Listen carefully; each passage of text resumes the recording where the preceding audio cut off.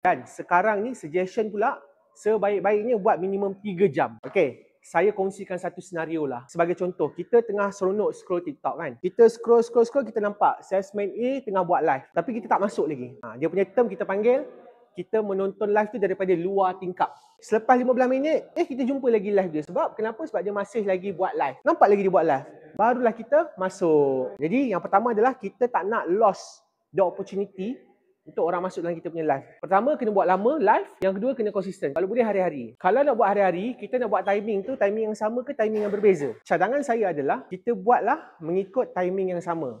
Kita anggap kita punya TikTok account ni sebagai stesen TV. Pukul 8 malam. Orang dah tahu setiap pukul 8 malam ada waktu berita. Jadi sebaik-baiknya konsisten lah sebab audience kita nak bina familiarity tu. Kalau malam tu pukul 8 je live. Lepas you dah tahu time mana yang you sesuai, you selesa, you boleh dedicate you punya time 3 jam, you lock everyday, hook by crook, die must do.